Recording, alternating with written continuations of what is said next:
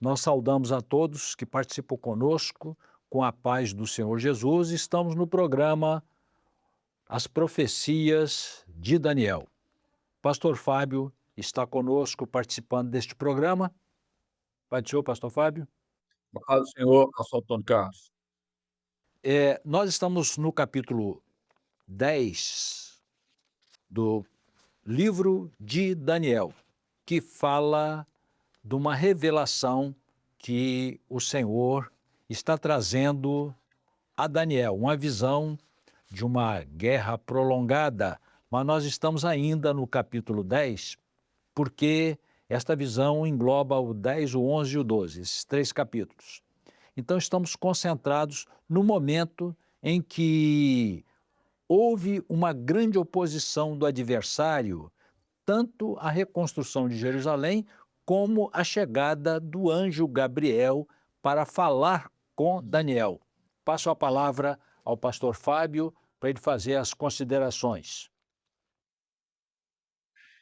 No capítulo 10 nós já estudamos alguma coisa, e aqui, para fazer uma certa contextualização aí daquilo que nós já vimos, nós vemos a partir do verso 13, a descrição exatamente dessa forma que o pastor Antônio Carlos colocou.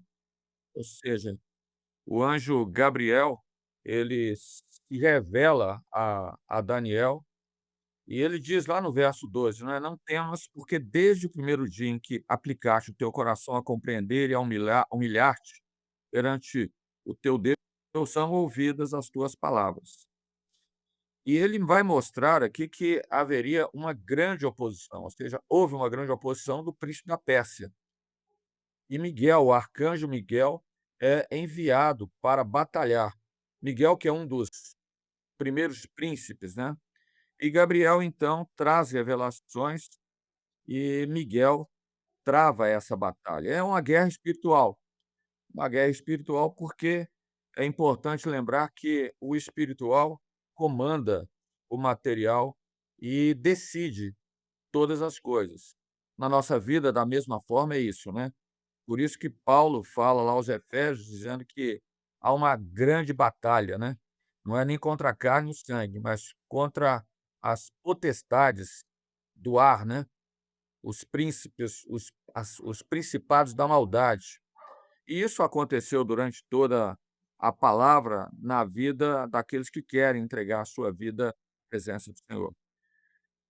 Então ele mostra o que há de acontecer ao povo, a visão é para o fim dos dias, e, na verdade, nós aqui vemos a partir do conhecido aquilo que é o desconhecido.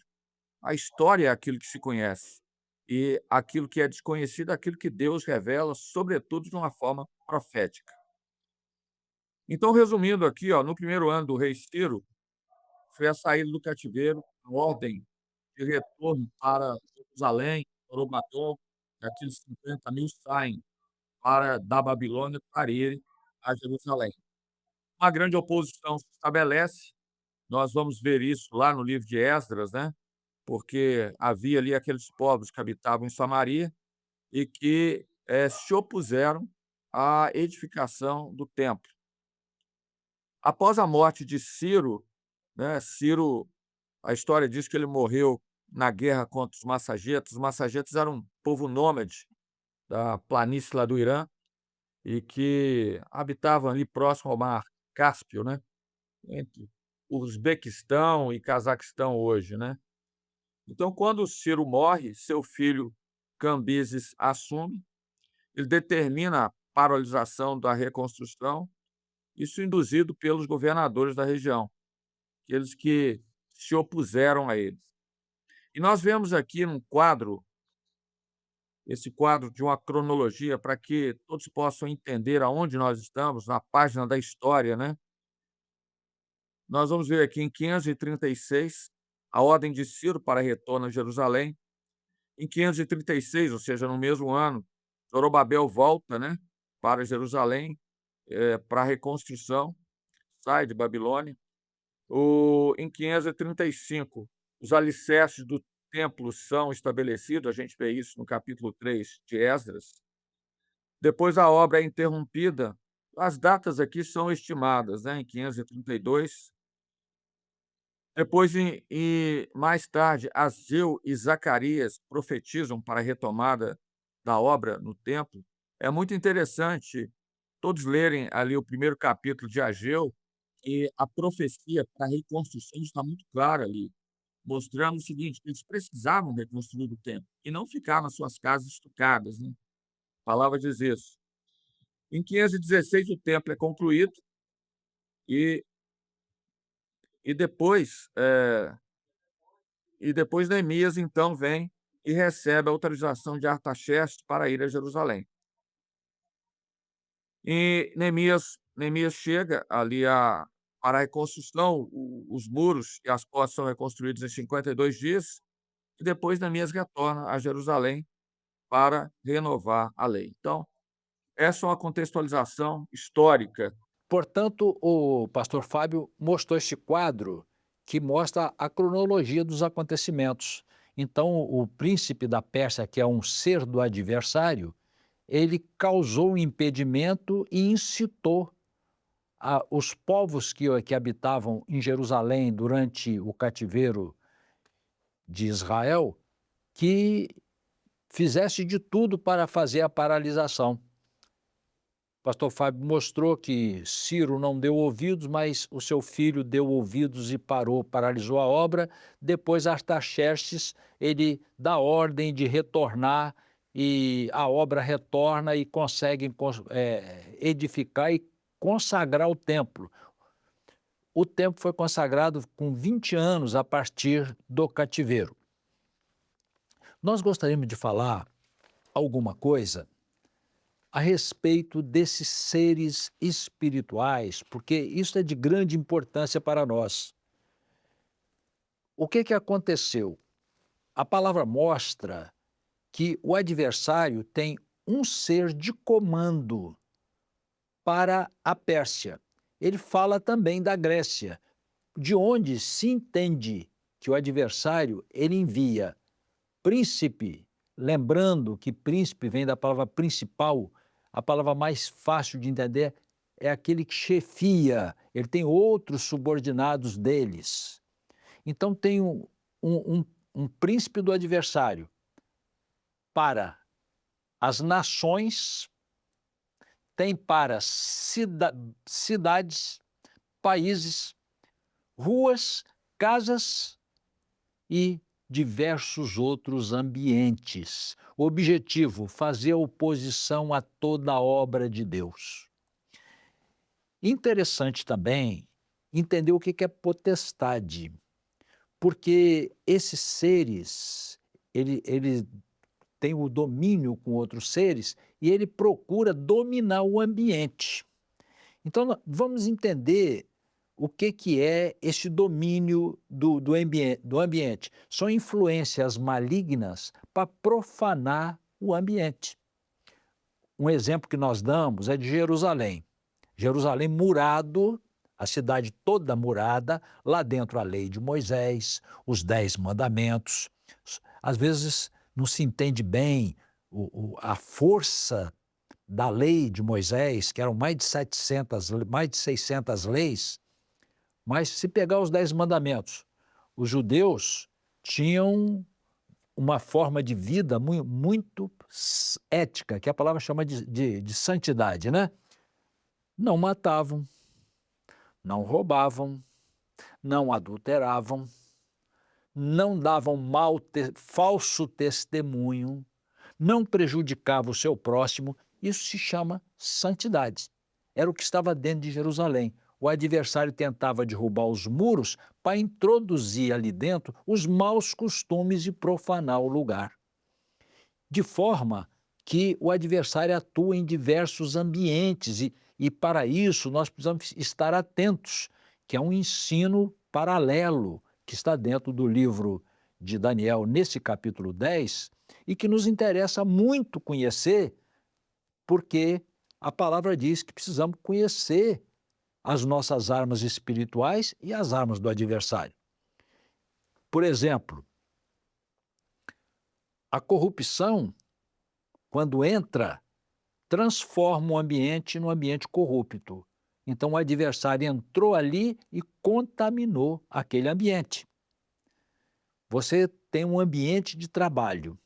De repente, a mentira começa a se tornar rotina. O ambiente foi contaminado.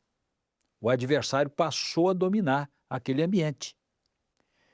Dissensões no lar. Precisa entender que o adversário provoca isso. São seres do adversário que são enviados para alterar o ambiente de santidade, o ambiente saudável, para instalar um ambiente profano.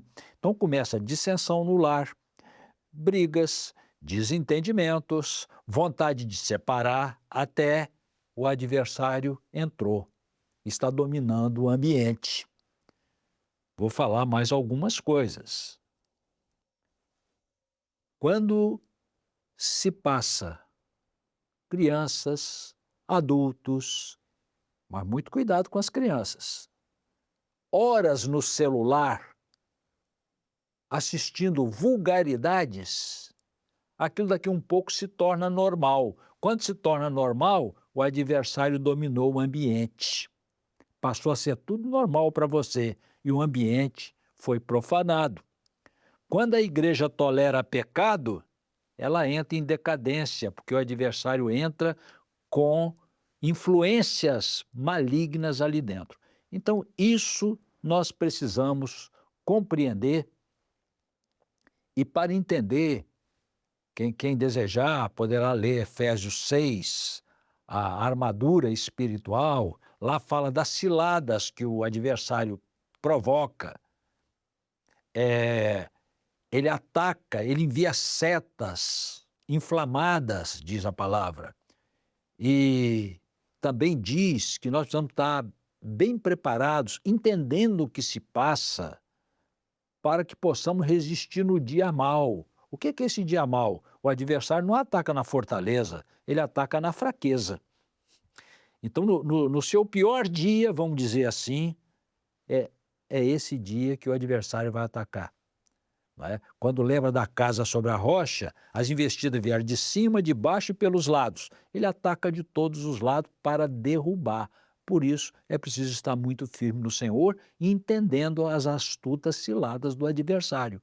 Vimos aqui que foi um anjo do adversário destacado para influenciar o rei da Pérsia para que ele fizesse coisas contrárias à vontade de Deus. No caso ali, diretamente, foi impedir a construção de Jerusalém, mas não se atém somente a isso. Tem várias outras coisas. Depois ele iria influenciar o rei da Grécia, que era Alexandre o Grande.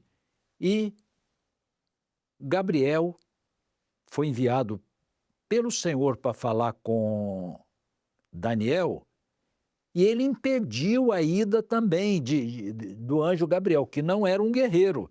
Então ele pediu ajuda a Miguel, que é um anjo que faz as guerras. Por que ele quis impedir que Gabriel chegasse a Daniel? É outro ensino para nós, porque Gabriel era quem levava as revelações, ou quem leva, né, as revelações ao povo de Israel. Quando Daniel recebesse a revelação, ele estava diante da profecia. Se a profecia fosse proferida, aquilo iria acontecer. Então o adversário tentou impedir que a profecia fosse entregue, porque se a profecia vem do Senhor, ela é entregue, tal fato da parte de Deus vai suceder em nosso favor. Houve um impedimento. Vou voltar a palavra ao pastor Fábio, para ele fazer alguns complementos a respeito do assunto que estamos tratando, já caminhando, pastor Fábio, já para o nosso final aqui deste capítulo. Então, aqui, o Senhor fala, por final, o Senhor começa a falar a Daniel, perfeito? Está bem sintonizado aí? Perfeito. Essa colocação aí que o pastor Antônio Carlos fez sobre o domínio do adversário, né, colocando de uma forma bem prática aí, a corrupção quando entra, tudo está ligado à cultura. Eu vou ser breve aqui, mas observem quando Daniel foi para a Babilônia, a primeira coisa que Nabucodonosor fez com ele, com todos os outros jovens, é tentar adaptá-lo à cultura babilônica. Daniel não aceitou, assentou no seu coração nem comer, né, do manjar do rei, nem beber do seu vinho, ou seja, mostrando uma separação. Agora, quando o adversário, entra, ele vai entrar pelas brechas, pelas janelas, né. Então, a a dificuldade, ou seja, a morte entrou pelas janelas, a palavra diz isso, né. E a cultura, ela tende a mudar a visão, isso aí é muito falado hoje, de forma contemporânea, pelos filósofos, pelos analistas, né, de história, que a cultura, ela molda a visão de mundo. Qual que é a visão de mundo do servo de Deus? É a visão eterna, é a visão que esse mundo é passageiro, a visão que esse tempo é uma jornada perene, pequena, que nós vamos subir para a eternidade. Quando a visão de mundo é mudada, ela vai quebrar todos os padrões morais, éticos e corromper a vida das pessoas. Por isso que Paulo fala aos Romanos: "Não vos conformeis", ou seja, tomais a forma deste mundo, mas transformais pela renovação do vosso entendimento. Então isso foi fundamental, eh, essa colocação, porque a grande luta, o pastor Antônio Carlos colocou, não é contra a carne e o sangue, mas contra as hostes da maldade nos lugares celestiais. E essa luta, ela se apresenta em toda a palavra. Do livro de Daniel, nesse ponto que nós estamos estudando, fala do arcanjo Miguel, que veio para poder pelejar, porque Gabriel é aquele que dava as boas novas, a profecia da parte do Senhor. Então, essa é apenas uma colocação final, pastor Antônio Carlos, para deixar realmente esse entendimento com relação a esse capítulo. Perfeitamente. Eh, Em seguida, Gabriel, por final, fala com Daniel, transmitindo as revelações. Lembrando aqui que Gabriel, em hebraico, significa homem forte de Deus, encarregado de levar as revelações e dar também as interpretações das revelações. E Miguel significa quem é como Deus. É como ele dissesse: tem alguém maior do que Deus? Não tem ninguém maior do que Deus. Ele é encarregado de realizar as batalhas de Israel. Ele é chamado de vosso príncipe de Israel. Um dos primeiros príncipes, o grande príncipe que se levanta pelos filhos do teu povo, Israel. E Judas o chama de o arcanjo Miguel. Arcanjo vem da raiz grega arque, que significa chefe. Chefe, o príncipe é o que tem o maior comando, né? O que chefia. Lembramos aqui que quando o adversário ele domina o ambiente, ele decide tudo dali por diante. Ele passa a reinar naquele ambiente, razão por que nós precisamos ter os nossos cuidados com relação à parte espiritual. Tem problemas, muitos, se não a grande parte, que é espiritual, problemas que não se resolvem porque está no campo espiritual. A receita que Daniel nos deixa é buscar a face do Senhor. A consagração é que quebra certas opressões. Lembrando aquele texto que está nos evangelhos, essa casta só sai com oração e jejum. Às vezes nos referimos aos outros, mas podemos nos referir a problemas nossos também. Tem problemas que precisamos nos consagrar ao Senhor para vencer a batalha. A partir daí, Nós vamos entrar no capítulo seguinte, no próximo episódio, que é o capítulo 11, onde o, o anjo Gabriel começa a trazer a Daniel a visão que diz respeito a este capítulo. Vou ler os últimos 2 versos para encerramento desse episódio, que são muito representativos. Verso 20, estamos no capítulo 10, verso 20. E disse: Sabes por que eu vim a ti? Eu tornarei a pelejar contra o príncipe dos persas. Está se referindo à ação do adversário influenciando o rei ou os reis da Pérsia. E saindo eu, eis que virá o príncipe da Grécia, ou seja, logo em seguida, o império passaria para a mão de Alexandre o Grande, que é o príncipe da Grécia, e o adversário já iria destacar outro ser para influenciar o rei da Pérsia, do rei da Grécia, para impedir a realização da obra de Deus. Verso 21. Mas eu te declararei o que está escrito na Escritura da verdade. Não há ninguém que esforce comigo contra aqueles, a não ser Miguel, vosso príncipe. Nós encerramos aqui este episódio, fechando o capítulo 10, agradecendo a presença, primeiramente, do pastor Fábio, paz do Senhor, pastor Fábio, Paz do Senhor. e nos despedimos também dos irmãos, com a paz do Senhor, até o próximo episódio.